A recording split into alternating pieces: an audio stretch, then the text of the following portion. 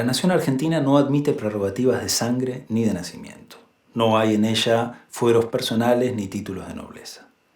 Todos sus habitantes son iguales ante la ley y admisibles en los empleos sin otra condición que la idoneidad. Artículo 16 de la Constitución Nacional. La justicia es definida por Ulpiano como la constante y perpetua voluntad de dar a cada uno su derecho. La justicia es ese ente inmaterial que habita en las paredes de los juzgados y se hace cuerpo en las decisiones judiciales. Mejor dicho, se hace cuerpo en aquellos sobre los y las que recaen esas decisiones judiciales. Dichas sentencias son debatidas por lustrosos intelectuales jurídicos que en abstracto encarnan la buena conciencia de cada país, velando por el justo respeto de los derechos de cada ciudadano y ciudadana que habita el territorio. Esta bella fortaleza, cuya arquitectura tiene influencia grecorromana, la misma influencia que tiene el derecho, representa el faro que asegura la igualdad. Pero ¿somos todos iguales ante la ley? ¿O hay unas personas más iguales que otras? ¿Cuál es el color de la piel de los jueces? ¿Cuál es su ascendencia? ¿Quiénes son los que no acceden a la justicia?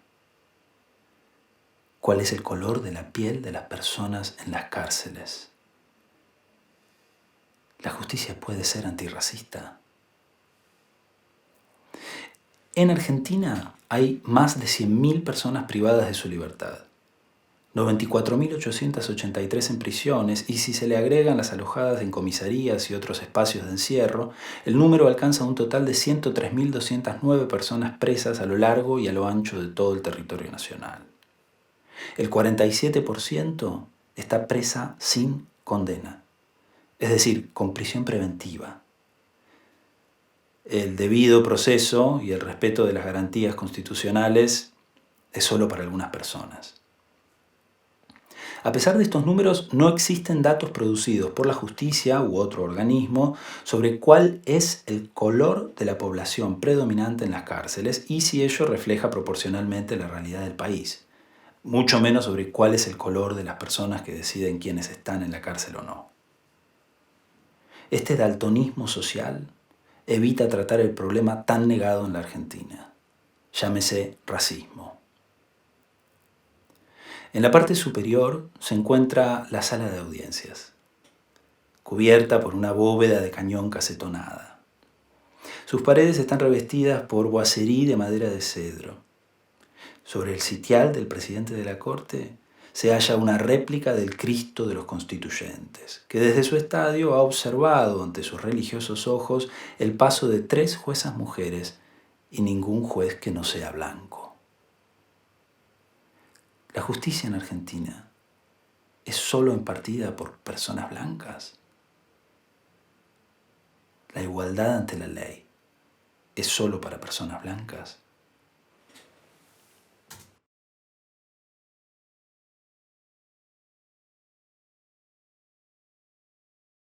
¿Usted cree que hay racismo en Argentina? Sí, creo que hay racismo. La verdad que si lo hay, sí, supongo que sí, algo hay un sector que sí lo es. Está muy tapado, está camuflado, pero me parece que viene de la década del 40 del siglo pasado. El racismo surge en Argentina a partir de la Segunda Guerra Mundial, yo lo veo así. ¿Contra qué colectivos, contra qué personas cree que hay ese racismo que usted identifica? No sabría decirte, te estoy diciendo que está muy oculto, está muy tapado, pero sí lo hay. Argentina ha sido una sociedad polarizada, ha recibido alemanes aquí, vivieron los grandes de allá de Alemania, grandes, Así que supongo que sí. Ahora, ¿cuál fue la ramificación para los colectivos que me preguntás? No lo sé. Acá en Argentina, en nuestra comunidad que nosotros vivimos, me acogieron muy bien acá. Hasta hoy, acá en Argentina, yo no tuve ningún conflicto, ni alguna pelea con alguna persona por causa de mi color. Apesar de mi fraternidade de frailes, onde eu vivo, todos son blancos. Yo soy el único más negrito un poquito.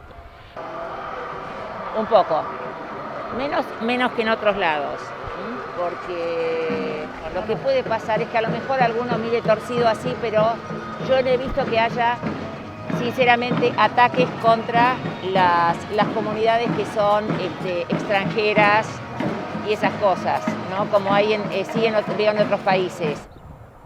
Actualmente me parece que no hay un racismo y una discriminación en Argentina. No lo veo como algo que abarque a la sociedad en sí, sino que a lo mejor determinados puntos concretos, pero no lo veo como algo una problemática actualmente, algún punto puntual o algo específico, pero no lo veo como una problemática. No la hay. La verdad que justamente lo que no hubo nunca en Argentina fue racismo. Somos un país de inmigrantes, de todo, con gente autóctona, que son todas las razas nuestras indígenas, están todas trabajando en conjunto en el interior. Es una cosa diferente, a lo mejor lo que se ve en Capital que no se ve, pero cuando recorres el país está todo el mundo mancomunado trabajando en función del país. Eso es muy bueno. Es una idea que están tratando de implantar, ¿entendés? Y no es verdad. Yo sí lo creo. Sí existe todavía como una brecha mental en cuanto a las personas de color y las personas blancas. Yo siendo de color lo puedo decir. Por ejemplo, hoy en la noche la gente se puede cruzar de acera cuando me ve, más que todo la gente grande, cómo se refieren a la gente como los negros esos, o sea, sí, obviamente hay, por supuesto, racismo. Actualmente yo pienso que no es tan marcado el tema del racismo. Incluso hay mucha inclusión, se puede decir. En comparación con otros lugares sí hay mucha inclusión. Por mi parte no, y un montón de gente que conozco tampoco. Sí, yo creo que hay bastante racismo en Argentina.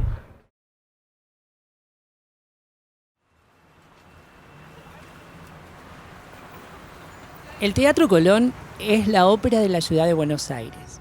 Fue un proyecto iniciado a fines del siglo XIX que, tras 20 años de construcción, fue inaugurado el 25 de mayo de 1908, siendo punta de lanza de la modernización que la Argentina abrazaría y uno de los lazos culturales más congruentes en la relación que el país ha establecido con Europa desde entonces.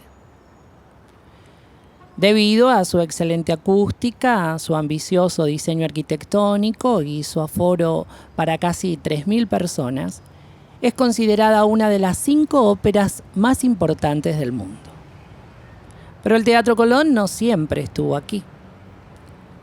Antes estaba ubicado en Plaza de Mayo, donde hoy se encuentra el Banco Nación.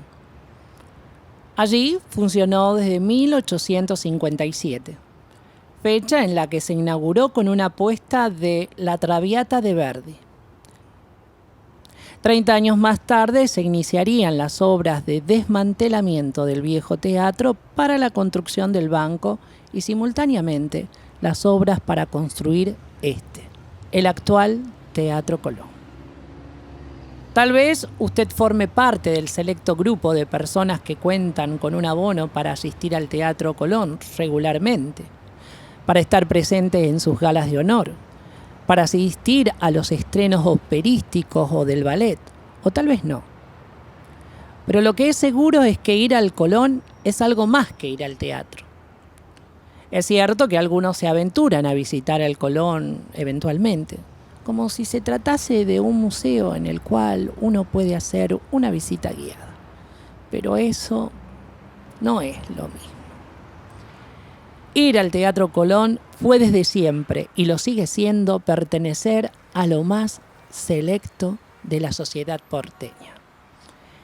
Es justamente estar a la altura de la alta cultura y especialmente de esa suprema invención del Renacimiento tardío que es la ópera.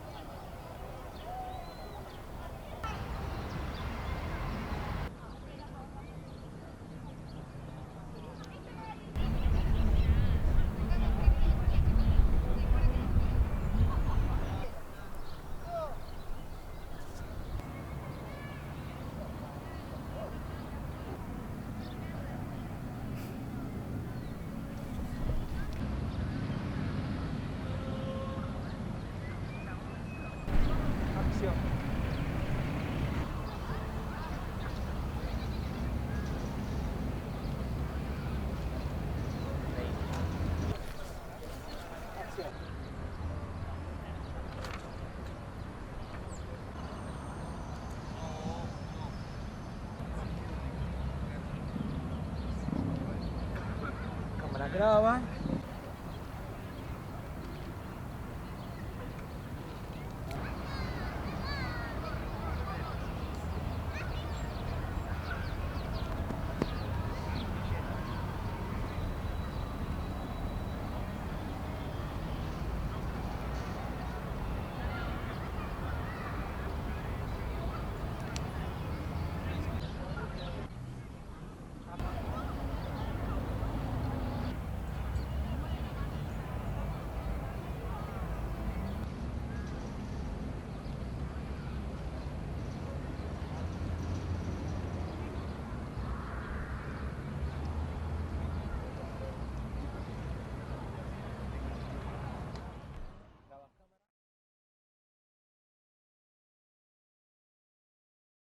Explicándote un poco, no sé si lo leyeron bien, pero la palabra racismo viene de definición de concepto de raza. Yo creo que lo que más hay en la parte de la cultura, en la sociedad, todo es xenofobia. Yo estudié medicina y justamente mi primer año fue como que la discusión entre xenofobia y racismo, porque la xenofobia se basa en, o sea, el como miedo hacia la diversidad, pero de acuerdo a los países. Sin embargo, las raíces, en este momento casi todas las personas son una mezcla de diversas culturas, no hay como una raza específica. Por eso creo que no hay problemas de racismo, sino que de xenofobia y que la palabra está mal usada. Mucha diversidad cultural acá. Y si hubiera un problema en Argentina, que igual yo soy extranjero, yo soy boliviano, nunca sentí por decirte la parte de la xenofobia. Así que, por mí no. En Argentina, bueno... en cualquier país, por decirte, porque es específico, digamos, cuando uno va a un país diferente, que te toman, digamos, no, vos sos de cierta nacionalidad y ya como que te caracterizan de acuerdo a eso. Pero eso no sería un problema de racismo, es básicamente xenofobia. Te doy un ejemplo, ¿no? En Argentina creen que el boliviano tiene que medir 1,60 y ser morenito, ¿no? Sin embargo, o ser moreno. Sí. Sin embargo, yo mido 1,90, digamos, es todo lo contrario. En Bolivia, igual, el argentino tiene que ser blanco y ojos claros. Yo creer que no, pero hay, no sé si racismo, más que racismo parece que xenofobia lo que hay en este país. Sí, se publicó alguna cosa que estamos viendo por Facebook y en Facebook sí arremetieron con mi pareja feo, que fuera de aquí, venezolano, no te queremos aquí, vete a a tu país. Y cositas así, por Facebook sí arremetieron feo contra nosotros los venezolanos. La gente, sobre todo del norte o extranjera, es discriminada también por el color de piel, sí. Estoy dentro de este sistema, digamos, yo me responsabilizo. A mí lo que me molesta más, no tengo ningún problema en que extranjeros vengan a trabajar acá, pero a trabajar. Si vienen de vago y eso me molesta y me genera como un odio, digamos. Podría llegar a ser algo de discriminación que podrías ver, pero a ver, para que piense,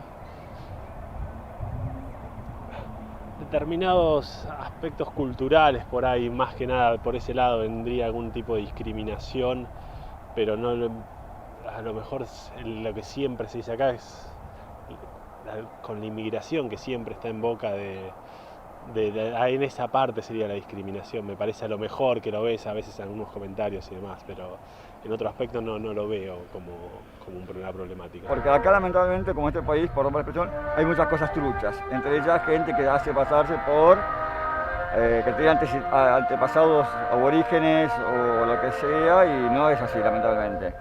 Es muy difícil, lo creo, o sea, demostrar que alguien es antepasado o tiene un antepasado aborigen es muy difícil, pero bueno, si hay para mostrarlo, que vaya, no sé, o sea, más que nada que se haga ante la ley, ¿no? Con toma de tierras, incendiando casas, porque no es la manera. Yo creo que hace la gente oscura, porque la gente indígena siempre es muy respetada, por lo menos en América Latina, siento que es como algo intocable, es como patrimonio nacional, siento que a la gente indígena no, pero a la gente de color sí.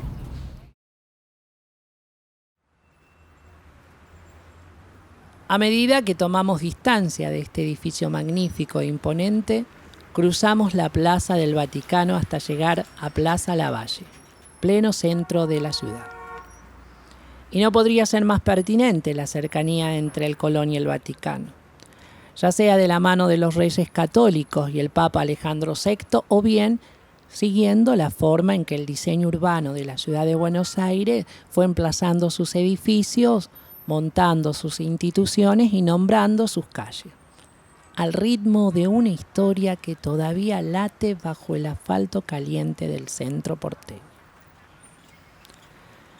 La Plaza Lavalle está rodeada por nombres de personalidades, hechos y lugares que cumplieron un rol preponderante en la historia nacional, en cuyos subsuelos aún reverberan, sin ser nombrados, algunos eventos.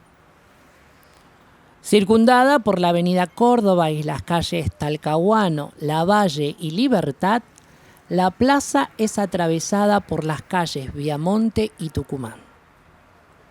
Era, en la provincia de Tucumán, la más pequeña y más densamente poblada de nuestro país, donde terminaba el Imperio Inca, según las crónicas coloniales. Y fue allí donde se declaró en 1816 la independencia de lo que hoy conocemos como Argentina, que en ese entonces se daba en llamar Provincias Unidas en Sudamérica. Si seguimos por Libertad hasta Tucumán, encontramos otro edificio que se destaca, la Escuela Primaria Presidente Roca. Oriundo de la provincia de Tucumán y 2 veces presidente de la Nación, Julio Argentino Roca consolidó un liderazgo que fue mucho más allá de los años de sus presidencias. Fue el máximo representante de la generación del 80 y el actor principal de la campaña del desierto, de la que vamos a hablar en breve, mientras que el Teatro Colón todavía estaba en obra. En aquel entonces los mandatos presidenciales comenzaban justamente el 12 de octubre. Fecha que sin duda Colón hubiera celebrado junto a Roca. Tal vez sea por eso que los 2 edificios están tan próximos uno del otro. Una fecha asimismo que la Madre España ha sabido celebrar como el Día de la Raza, el Día de la Raza Española o el Día de la Hispanidad, hasta llegar a la actual Fiesta Nacional de España. Pero bueno, España queda tan lejos. Y el 12 de octubre de 1492 pasó hace tanto. La Escuela Presidente Roca es uno de los máximos exponentes de la monumentalidad arquitectónica de esta ciudad. Está concebida como un templo del saber. Su lenguaje grecorromano exhibe un pórtico imponente, resueltos con pilastras y columnas jónicas y un severo orden dórico en los lados del edificio. El proyecto arquitectónico de esta escuela data de 1901, es decir, durante el segundo mandato presidencial del mismísimo Roca. Saliendo de la escuela cruzamos calle Libertad y, yendo derecho por Tucumán, después de cruzar Plaza Lavalle, llegamos al Palacio de Justicia de la Nación. Este edificio, al igual que el Teatro Colón, está caracterizado por el eclecticismo arquitectónico propio de fines del siglo XIX y principios del siglo XX. Momento en que la cultura europea todavía no había conseguido consolidar un estilo original que expresara los tiempos modernos. No obstante lo cual, a nivel cultural, la visión occidental ya estaba instalada como valor universal y hacia allí se dirigía Roca.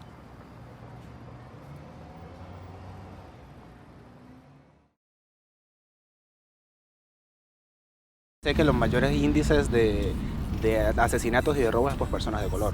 Por lo menos acá no, pero en Estados Unidos sí. Entonces sé que también eso viene con la cosa cultural, que la gente de color viene desde muy abajo, capaz no tiene el índice de personas con color adineradas es muy poco, entonces ahí se puede originar como ese desnivel o desequilibrio. Con el color de piel, pero no tanto con las clases sociales y entre mujeres también, y varones, entre los distintos géneros. ¿Y a qué cuestión cree que se debe? Que venimos con el machismo hace años y tenemos que desconstruirnos bastante. Los policías también se empoderan y hacen ese tipo de cosas que fue siniestro. Pero ese es un caso, ¿eh? Hay muchos casos en Tucumán y en toda la República, por supuesto, por supuesto. Que no tuvo tanta resonancia, Pero quizás. eso es porque está cooptada la policía tucumana. ¿Ustedes fueron alguna vez a Tucumán? Es un gueto Tucumán. Es un gueto del gobernador, ¿entendés? Ahí se hace lo que él dice y si hay que utilizar violencia se utiliza y si no, no. Es lo mismo que Formosa. Es lamentable que en la Argentina existan gobernadores así. Gobiernos como el de Santiago del Estero, que se van pasando las gobernaciones como si fuera una monarquía. Bueno, eso hace que la policía responda sin mirar a los mandatos de los gobernadores, que son, que no tienen, digamos, son elegidos todo el tiempo, ¿entendés? No hay movilidad democrática. Creo que también lo más importante es la educación, porque sin educación no llegan a esos puestos. Hay mucha gente que dice, bueno, soy indígena, soy negro y no me dan la oportunidad. Pero si no te preparas para llegar a ese puesto, no puedes lograrlo. Yo lo podría homologar al odio de clases. Eso es lo que veo yo. Y desde todos los sectores. Yo me siento discriminada muchas veces en las manifestaciones, porque me dicen cheta, oligarca, sos rica, sos rubia. Entre clases sociales creo que hay una diferencia bastante grande. La riqueza está muy repartida muy mal en Argentina, entonces ahí es donde más se nota la discriminación. Entonces, con la cuestión del racismo no había problema, el problema era alguna diferencia de género. Supongo que cualquier tipo de racismo es un sentimiento que no tiene nada que ver con una conducta social. Lo que habría que cambiar es la mentalidad de las personas que lo son, ¿me explico? Esa pulsión de decir vos no, yo sí, no existe. Supongo que pasa por ese lado y no creo que tenga nada que ver un factor externo. Educame a no ser racista. La verdad que no lo soy porque no me pasa, porque no lo siento, ¿sí? Entonces, como sociedad, ¿qué podemos hacer? Se me está ocurriendo mientras hablo con vos. Esto, estamos charlando. ¿Pensás como yo? Quizás sí, quizás no. ¿Qué hacemos? Estamos charlando. El diálogo sobre todas las cosas. Siempre. Por ejemplo, qué sé yo, los grupos neonazis acá realmente no los veo.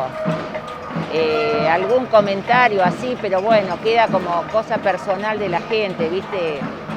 Por ejemplo, el miércoles pasado en Comodoro Pi me sentí un poco en peligro porque, digamos, del otro lado había mucha más gente que nosotros. Tuvo que intervenir la policía. A mí sí me hubiera gustado dialogar. Por ejemplo, me hubiera puesto a bailar con ellos la cumbia, que no lo suelo hacer. Me dio como ese sentimiento, te digo la verdad. No me gusta nada que pase esto y no me gusta tener ese sentimiento tampoco dentro mío, no me gusta. Creo que sí se puede saldar, pero va a llevar tiempo. Yo tengo ideología libertaria y creo que la libertad es ante todo y la libertad también es que el otro se exprese y que haga lo que sienta y aunque yo no esté de acuerdo o no me guste. Y eso lo voy a defender siempre.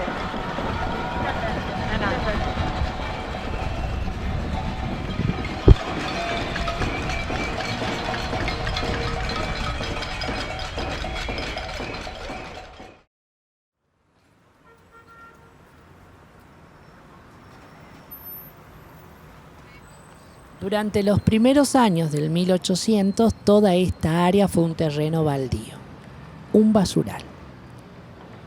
Esta era una zona de quintas conocida como el Hueco de Zamudio, que por largos años estuvo abandonada y era frecuentada principalmente por malvivientes y mendigos.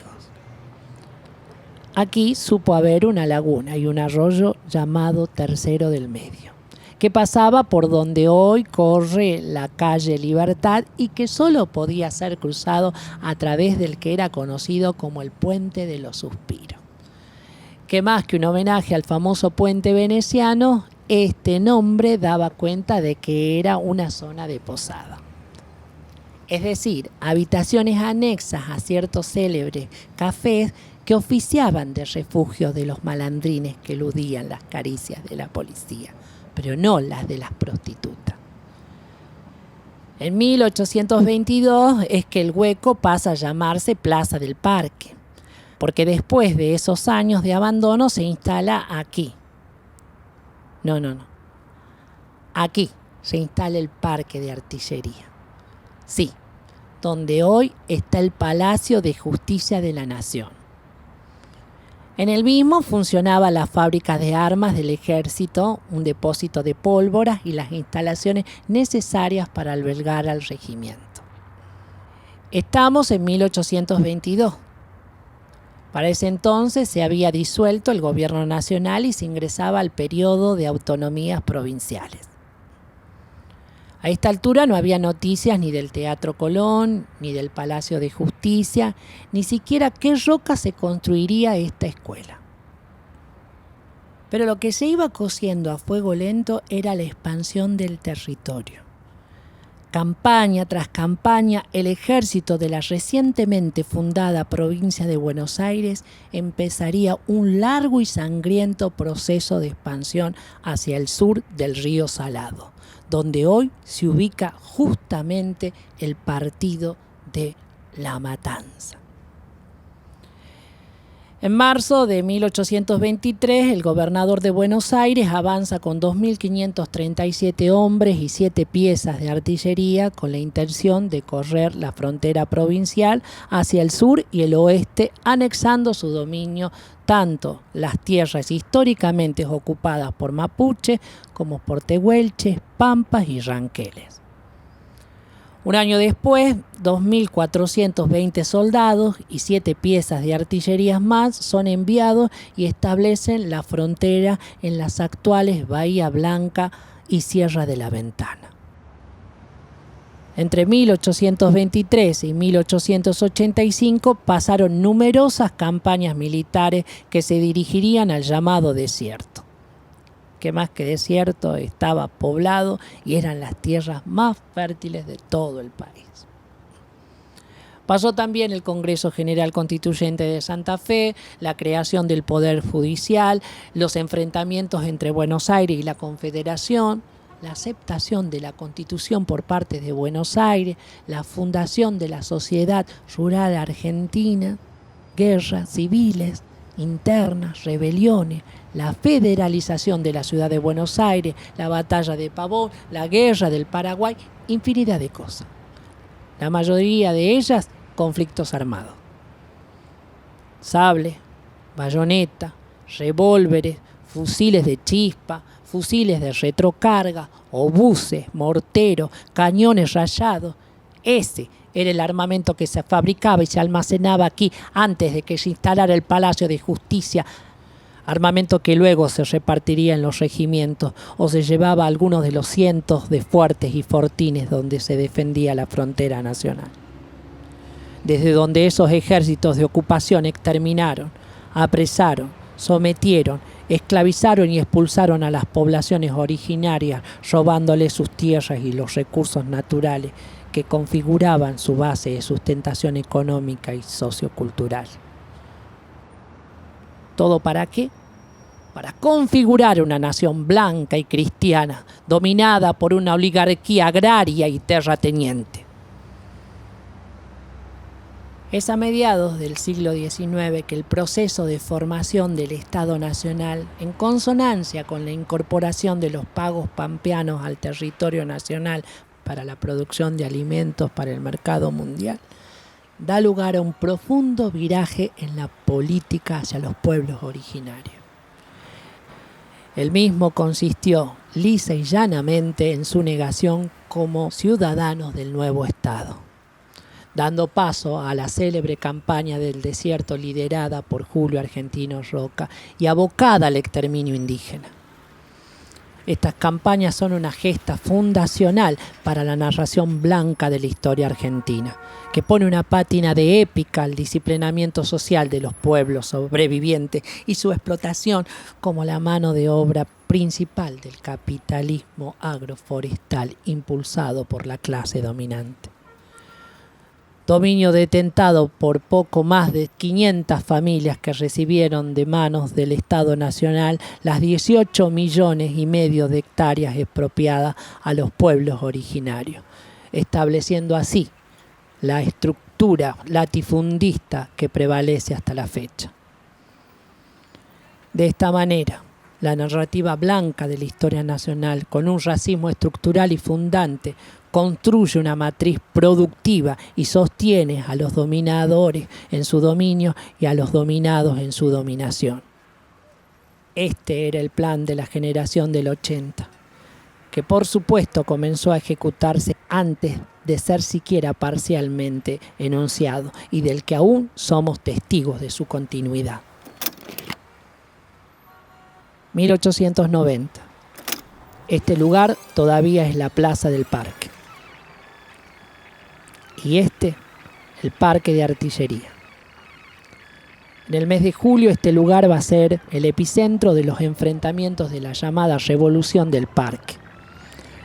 Los rebeldes que respondían a Leandro N. Alem y al expresidente Bartolomé Mitre se levantaron en armas contra el presidente Juárez Celma. Un presidente civil, un político de corte liberal y, como era de esperarse, aristocrático. A esto habría que sumarle que era el concuñado de su predecesor, que no es otro que Julio Argentino Roca. Así que todo queda en familia. Si bien Juárez Celma logró contener el levantamiento que dejó un saldo de más de 100 muertos, la crisis económica y social lo llevaron a renunciar. Más tarde, Bartolomé Mitre traicionaría a Alem y haría un acuerdo con Roca, quien para los últimos años del siglo XIX regresa a la presidencia de la nación.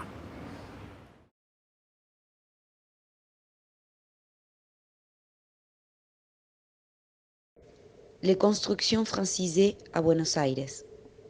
D'un côté un peu austral, les mots échappent le texte.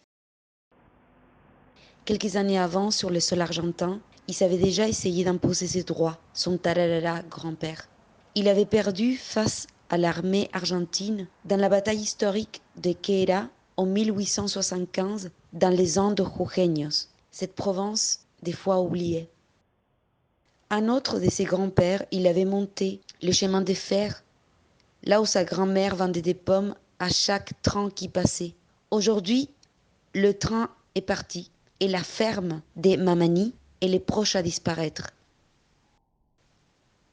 L'Europe conquit l'Amérique et après il s'en va, le marron perd.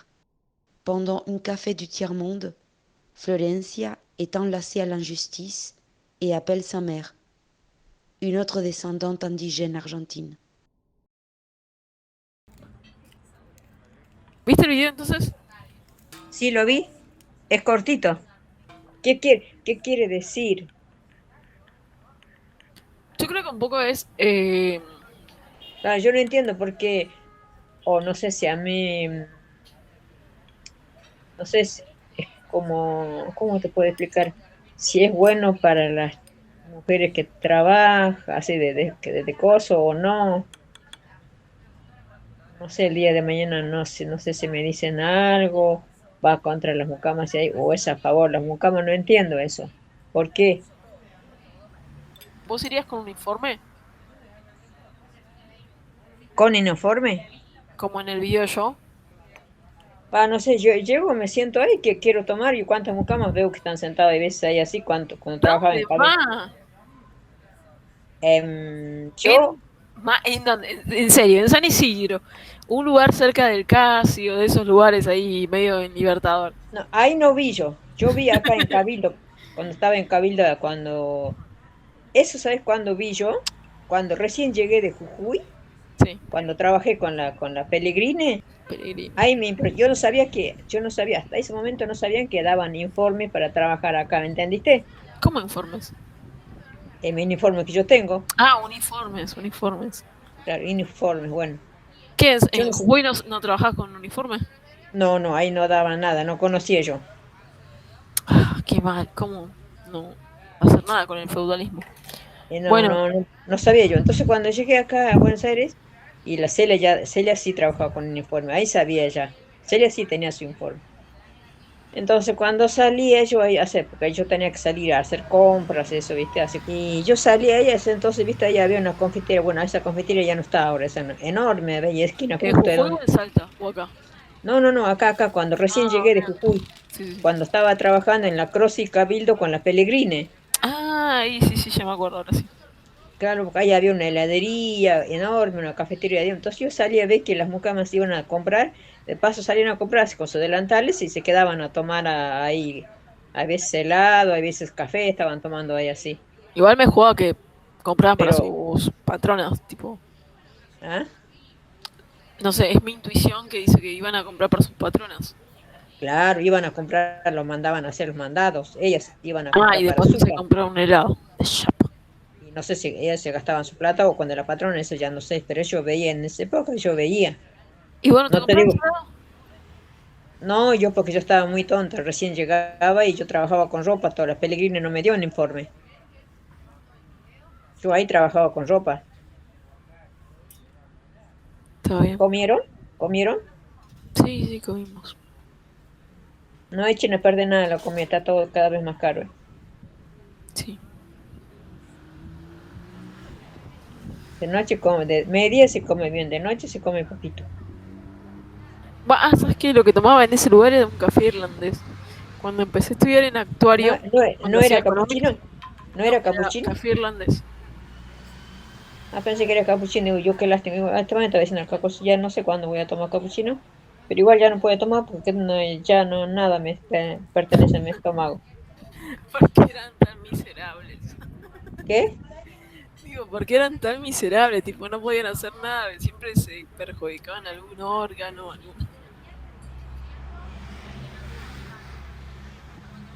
Así. Bueno, más. Bueno, ¿qué vas a seguir estudiando o se van a dormir ya?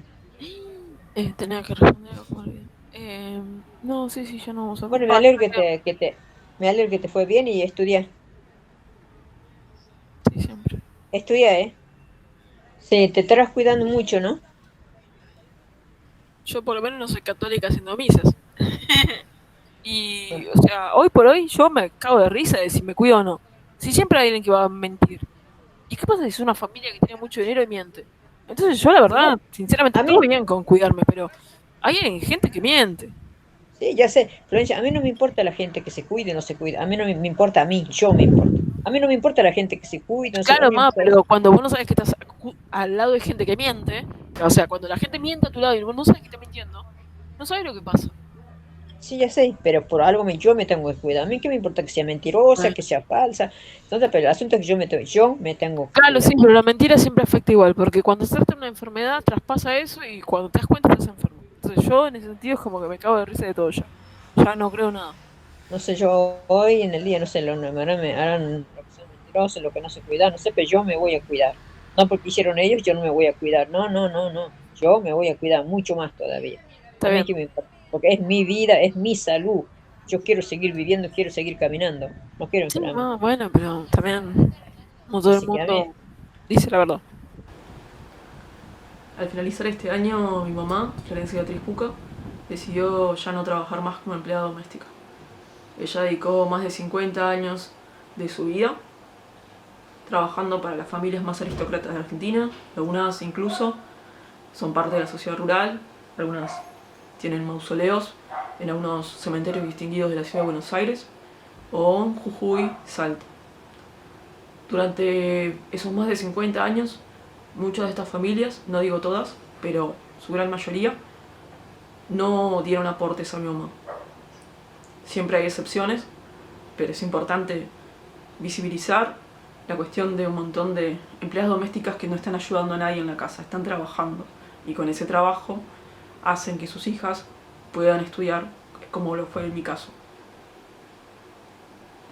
Mi vida está lejos de ser o tener un aspecto europeo. Yo soy una persona con rasgos indígenas, de color marrón, que está buscando un poco de representación y voz para su madre, porque es en base a todo ese más de esos 50 años de trabajo que hoy me permite a mí estar frente a esta cámara y pedir por sus derechos, si es que de algo sirve una cámara.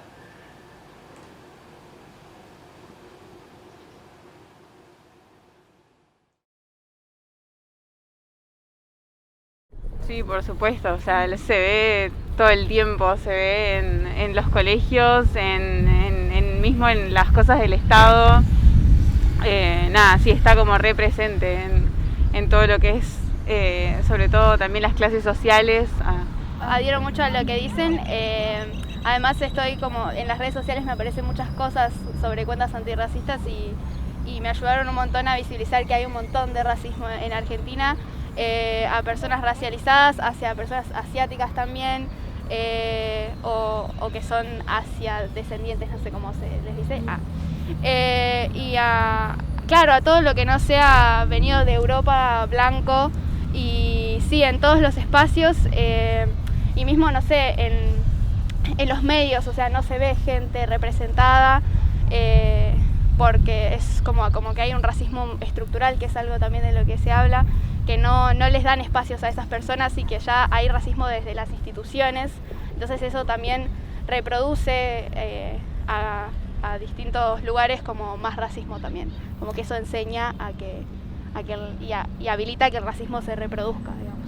Lo que más recuerdo es cuando era chica. Cuando era chica, sí, me parece que como éramos niñes, era como lo que aprendíamos era que a la gente negra era algo malo, algo que estaba mal.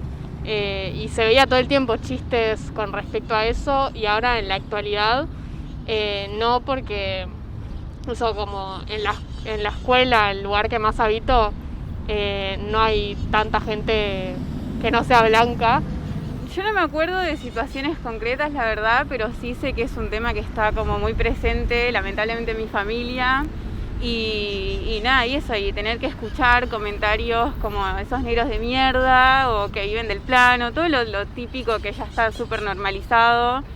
Y nada, y es un tema de mucho conflicto en la mesa, porque claramente yo no estoy de acuerdo con esas cosas y mi pensamiento es otro. Pero nada, eso.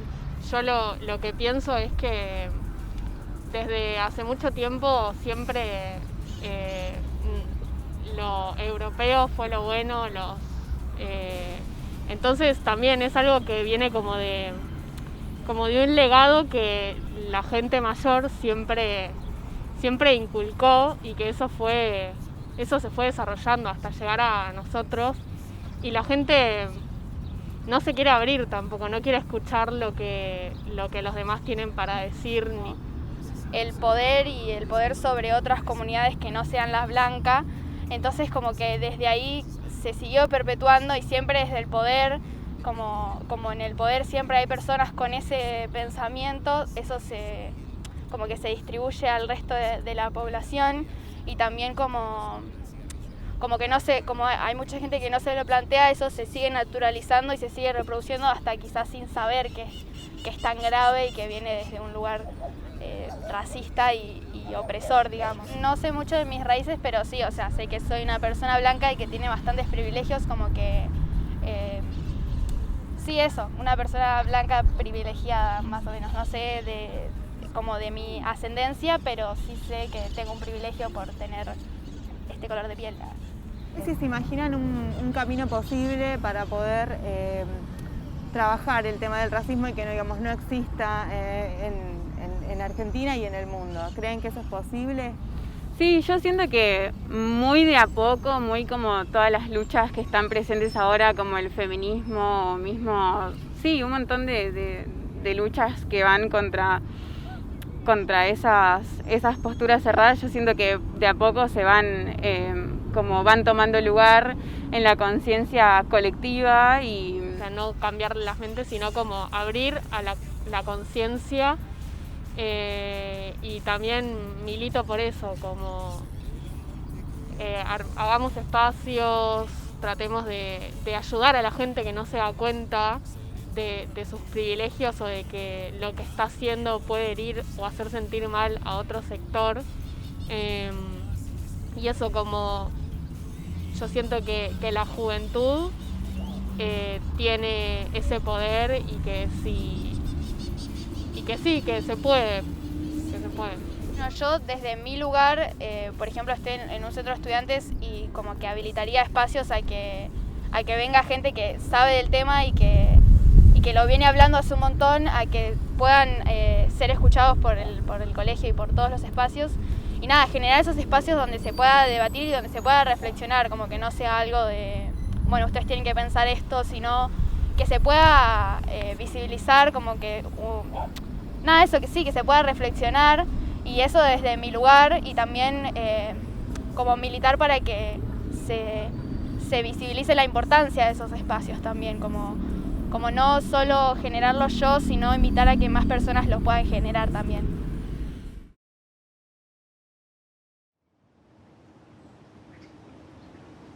En 1853 se sanciona la primera Constitución Nacional. Junto a los representantes de aquel Congreso Constituyente había un Cristo.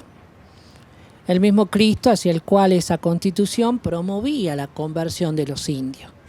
El mismo Cristo que acompañó a Roca y al ejército argentino a la campaña del desierto para ejecutar la matanza.